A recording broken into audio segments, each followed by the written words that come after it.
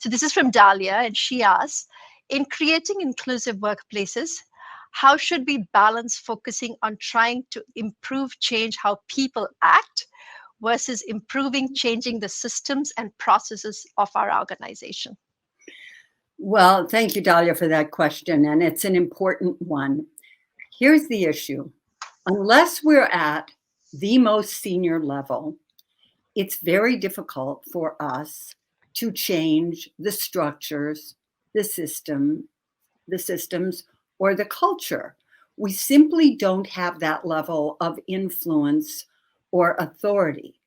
Yet, if what we're trying to focus on is addressing our own behaviors, our own actions, our own responses, that's the triggers part, there we have some control over that, no matter where we are in our career.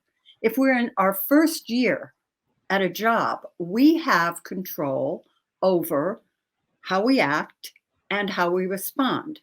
So I think it's much more effective to focus on what we can control rather than what we can't control. You see people on Twitter getting all upset because, this is outrageous, this is terrible. Well, yes, it may be, but what can you do about it? You want to focus on what you can do rather than just what you think about what's happening. So when we're early, we don't have that ability to necessarily influence major systemic change. However, the more likely we are to position ourselves to be successful, the more influence we will have, and the greater our ability to begin influencing systemic change. So that's why it's important. It's, one of the things I always found most influential in my own life was decades ago. Stephen Covey had that great book, The 7 Habits of Highly Effective People. And one of those habits was the ability to distinguish your circle of concern, all the things you cared about, from your circle of control, so that you could focus on what lay within your circle of control and expanding that over time, rather than spending a lot of energy on things that may concern you, but that you can't control. Thank you, Sally. And you talk a lot about that in the book itself. You describe how that can play out. But you also, I thought that you connected it with something that, your co-author before has said, Marshall Goldsmith said, that I may not have the power today.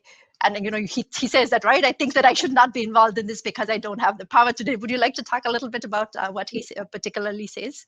Yes, certainly. What he talks about is your ability to position yourself to have the power you need to help build the world you would like to see in the future.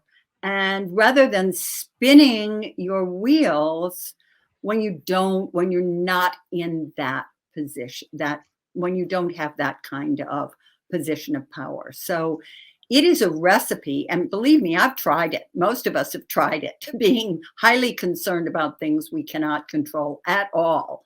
And it is a recipe for frustration and often resentment, disappointment, anger, some of the rage that you see in today's milieu. So we want to steer clear of that to the extent we can. It doesn't mean that outrageous things don't happen. They do. But we don't want to spend our time, if we hope to be effective and we hope to affect positive change, we don't want to spend our time focusing on what we have absolutely no influence over.